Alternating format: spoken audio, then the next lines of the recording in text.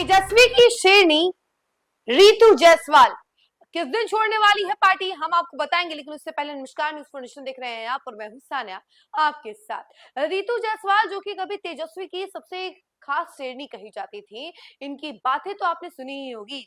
जब जब चुनाव प्रचार होता था तो उस दौरान ये गरजती रहती थी। और लेकिन इस बार थोड़ा सा अलग नजर आता है। इस बार वो निर्दलीय चुनाव लड़ी, उनका बागी तेवर नजर आ रहा था और आरजेडी से उनकी काफी ज्यादा नाराजगी भी थी। और विधानसभा चुनाव के दौरान उन्होंने आरजेडी से बगावत करते हुए निर्दलीय चुनाव लड़ा, जिसके बाद अब पार्टी उन्हें बाहर का रास्ता दिखा रही है। और इसके लेकर जो जानकारी सामने आ रही है वो ये है कि 26 मई को जो है वो पार्टी से उनको ऑफिशियल तौर पर निकाल दिया जाएगा। चलिए इसके बारे में जो जानकारी सामने आ रही है हम उसके बारे में आपको बताते हैं, लेकिन इससे पहले आपको बता दें कि रीतू जायसवाल ने 2020 में भी चुनाव लड़ा था विधानसभा सीट से परिहार से, लेकिन वहां पर वो हार गई। उसके बाद 2025 में भी उन्हें चुनाव लड़वाया गया, लोकसभा चुनाव, तो उस दौरान भी वो हार गए शिवहर से। उसके बाद 2025 में उनका बागी तेवर नजर आया और बगावत करते हुए उन्होंने निर्दलीय चुनाव लड़ लिया। इसके बाद पार्टी ने उन्हें बाहर का रास्ता दिखाने का फैसला लिया। चलिए हम आपको जानकारी बताते हैं इसके बारे में। नेताओं का दल बदल करना कोई नई बात नहीं है और कोई बड़ी बात भी नहीं है। इसी क्रम में बिहार की एक और महिला नेता अब पाला बदलने को तैयार है। कभी आरजेडी में रही और तेज तर्रार मानी जाने वाली रीतू जायसवाल अब जल्द ही बीजेपी का दामन थामने वाली है। रीतू जायसवाल 26 मई को आरजेडी छोड़कर बीजेपी में शामिल होंगी। राजनीति के जानकारों का कहना है कि रीतू जायसवाल जनता के बीच मजबूती से आरजेडी का पक्ष रखती हैं। उनका अचानक से बीजेपी की तरफ झुक जाना बिहार की राजनीति में बड़े उलटफेर की तरफ भी इशारा कर रहा है। उनके फैसले ने कई लोगों को चौंका दिया है।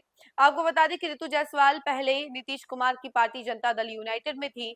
इसके बाद वो लालू यादव की पार्टी आरजेडी में पहुंची और वहां उन्हें कई जिम्मेदारियां मिली। उन्हें महिला प्रकोष्ठ का प्रदेश अध्यक्ष बनाया गया।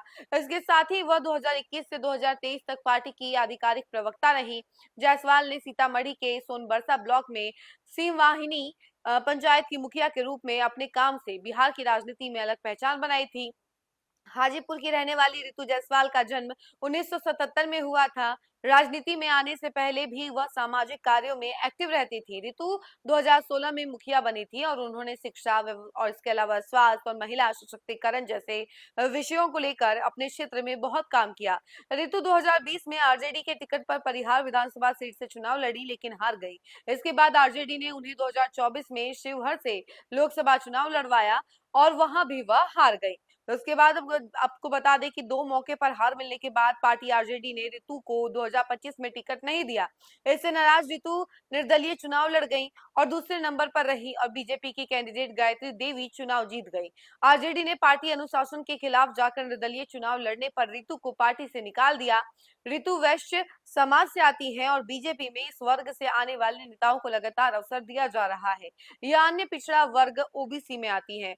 वहीं आपको बता दें कि अब ऋतु जायसवाल ने फैसला लिया है कि वो आरजेडी का दामन ऑफिशियल तौर पर छोड़ने वाली हैं और उसके बाद वो बीजेपी की ओर बढ़ जाएंगी। 26 मई का दिन काफी ज्यादा अहम होने वाला है। एक तरफ आरजेडी को बड़ा झटका लगेगा तो वहीं दूसरी तरफ बीजेपी का कदौर भी ज्यादा बढ़ेगा, क्योंकि बीजेपी में कई बड़े बड़े नेता शामिल हो रहे हैं और एक और बागी नेता जो कि आरजेडी की बागी नेता है वो अब बीजेपी में शामिल होने वाली है। तेजस्वी की सबसे खास कही जाती थी और शेरनी कही जाती थी, लेकिन अब जो है इन्होंने आरजेडी का दामन छोड़ने का फैसला ले लिया और इसके अलावा अब सीधे वो बीजेपी में शामिल हो जाएंगे। इस खबर में फिलहाल इतना ही। ऐसी तमाम अपडेट के लिए जुड़े रहे हमसे और देखते रहे न्यूज़ फॉर नेशन। धन्यवाद।